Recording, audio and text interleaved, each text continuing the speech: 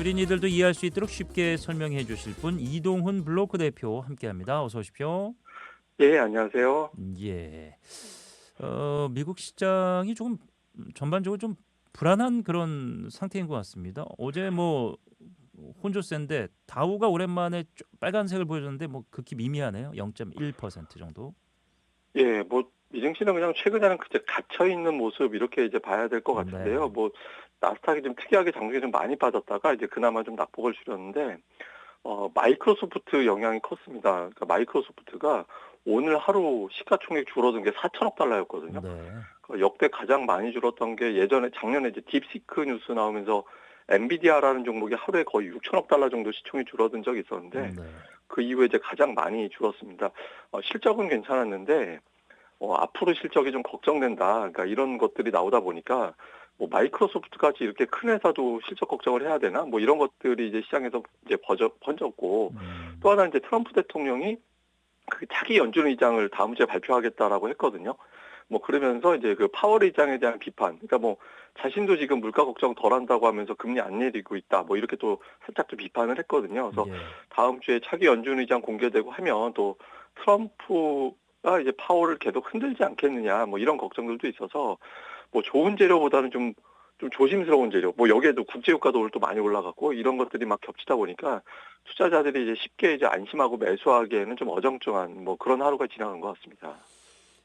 마이크로소프트 사실 이 소프트웨어는 계속 소비가 되고 뭐 자동 구매가 거의 되는 거잖아요. 이제 시스템에 장착이 되기 때문에 컴퓨터에요. 예, 예. 근데 뭐 실적이 그렇게까지 우려가 될 게 있을까 싶은 생각도 드는데.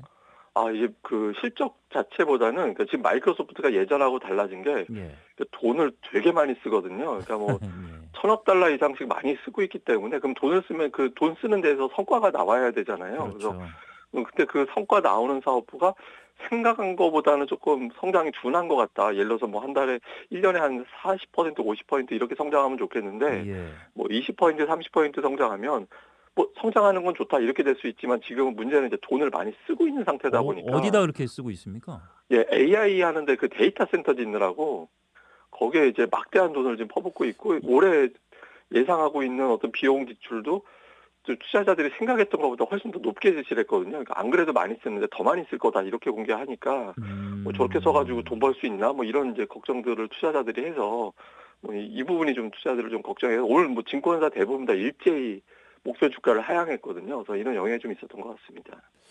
이게 작년에 이제 비슷하게 AI 거품 이야기 저희가 한참 했었잖아요. 예. 그런 우려에 대해서 물론 이제 그 우려를 불식시키고 꾸준히 이어왔습니다만 당시에 이제 했던 얘기가 결국에 이제 옥석가리가 될 것이다라고 했는데 시장 내에서도 메타는 또 10%가 올랐어요. 이거 여기는 왜 올랐습니까? 예, 메타 같은 경우는 올해 예상하는 매출을 되게 높게 잡았습니다. 그러니까 네. 당초 생각했던 것보다 높게 잡아서, 근데 작년까지만 해도 메타가 좀 걱정스러웠던 게 AI 갖고 돈을 버나 이런 것들이 좀 그랬으니까요. 있었거든요. 제가 근데 그게 생각이 나서 지금 메타가 그 얘기 했었는데 메타는 또 오늘 이렇게 올랐네 이렇게 생각이 들었어요. 예, 근데 오늘 저 회사 쪽에서 이야기한 게 우리 벌고 있고 예. 시장에서 생각하는 것보다 올해는 더 많이 벌 것 같아. 또 이렇게 또 수치를 음. 공개를 했거든요. 그래서 그러면 시장에서 결과를 보여주고 있고 또 자신감을 저렇게까지 보여주면 실제 숫자는 더 잘 나오겠구나라고 기대를 해서 오늘 또 메타는 또 10%또 이제 급등을 하는 그런 모습을 보여서 두 종목이 그냥 실적 잘 나온 건 똑같은데 예. 앞으로 전망이 확 갈리면서 이제 두 종목 하나는 10% 오르고 하나는 10% 빠지고 이렇게 예. 갈렸습니다. 그러니까 이 두 종목이 AI의 미래를 대변하고 있지 않나 저는 이런 생각이 들어서 물론 이제 두 종목이 흥망성쇠를 얘기하는 것이 아니고 AI 시장에 대한 전망에 대한 극심한 그런 어떤 예민함 투자자들의 그래서 조금 이 시선을 우리나라 그 순환매 코스닥 쪽으로 좀 빠져나가듯이 미국 시장도 그런 움직임이 있는 거죠. 예, 실제로 보면 최근에 AI 관련해서 오르고 내리는 종목은 구분이 확실하게 됩니다. 예를 네. 들어서 오르는 종목들은 AI 투자 때문에 지금 당장 돈 버는 기업들, 대표적인 게 마이크론 테크놀로지 같은 반도체 기업이잖아요. 예. 이런 기업들은 대표적으로 주가가 올라가고 반면에 쓰는 기업들, 투자하는 기업들이 소프트웨어 기업들이거든요. 그러니까 이런 기업들은 주가가 크게 엇갈려서 버는 기업, 지금 당장 쓰는 기업 이렇게 좀 구분돼서 주가가 움직이고 있습니다. 애플이 저희가 이제 방송 시작하기 직전에 실적을 내놨는데 우려와 다르게 괜찮네요. 예, 실적도 잘 나왔고 올해 아이폰도 좀 괜찮게 팔릴 것 같다 이렇게 이제 예. 공개를 해서 지금 시간에서 2% 정도 올라가고 있거든요. 예. 근데 이제 애플 같은 경우는 그동안에 주가가 좀 못 올라서 그러니까 8주 연속 하락한 상태였는데 애플이 상장된 이후에 9주 연속 하락한 건 2번밖에 없었거든요. 그래서 예. 워낙 낙폭 과대다 보니까 어지간히만 실적이 괜찮으면 좀 평가가 괜찮게 될 결심은 하고 있었던 겁니다. 근데 또 생각했던 것보다 훨씬 더 숫자가 잘 나오니까 좀 안도하면서 시간에서 좀 주가가 좀 올라가는 그런 모습이 나오고 있습니다. 예, 그거 괜찮네요. 유행어로 괜찮을 결심. 예. 예, 헤어질 결심 뭐 패러디긴 합니다만 우리 종목 괜찮을 결심. 올 한해 그런 종목들이 좀 많이 나왔으면 좋겠습니다. 어제 우리 시장을 좀 보도록 하죠. 참 강하다는 생각이 드네요. 혼조 양상을 중간중간 보이긴 했습니다만 이것이 이제 차익을 조금씩 챙기면서도 다른 걸 뭘 살까 이런 과정이 아닐까. 그게 이제 보이는 게 코스피가 5,221 0.98 올랐고 코스닥이 또다시 2.73 많이 오르면서 1,164. 이게 저희가 이제 뭐 5천 코스피, 1,000스닥 뭐 이런 거 바라보던 시점이 아니고 애초에 목표가 6천, 2천이 아니었나 싶을 정도로 1월 한 달 모습이 엄청납니다.